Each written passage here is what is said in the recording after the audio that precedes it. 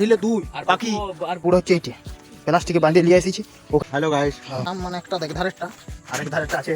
Hello guys, আমরা এখানে আম পাড়তে যাচ্ছি। আর এইটা হচ্ছে পুকুর, এখানে পদ্ম ফুল ফুটেছে। আমরা সবাই আম পাড়তে যাই, আম চুরি যেটাকে বলে অ্যাকচুয়ালি। এই যে এই গাছটাকে আম পাড়তে যাচ্ছি।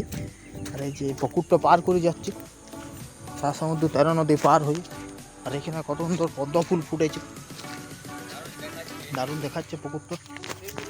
আর এইদিকে ল্যান্ডমাইন আছে, এখানে একটা ল্যান্ডমাইন ছিল। আমরা এই তো হ্যালো গাইস,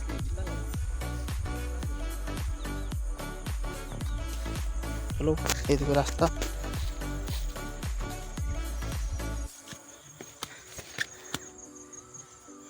ল্যান্ডমাইন আছে,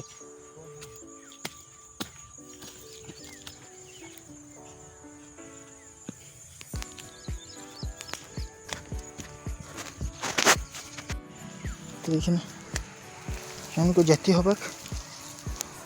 তারপরে যদি পাই তো ভালো, আর যদি কেউ বকে তাহলে আমরা ঘর পালাবো, বুঝতে কি আছে।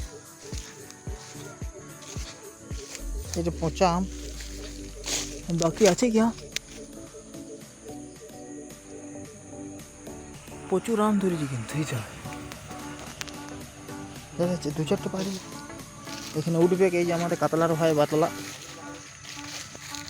এই যে এইগুলো হচ্ছে আমের সাইজ, বড় বড় আমের সাইজ এগুলো। আর এই যে ওগুলো আছে, টোটাল 6টা আম পাড়িছি। তার মধ্যে আমি এক ঢিলে দুটো একসাথে পাড়ি দিয়েছিলাম, এক ঢিলে দুই আর পাখি, আর বটুও পড়ে যায়, আর বটু এক ঢিলে দুটো।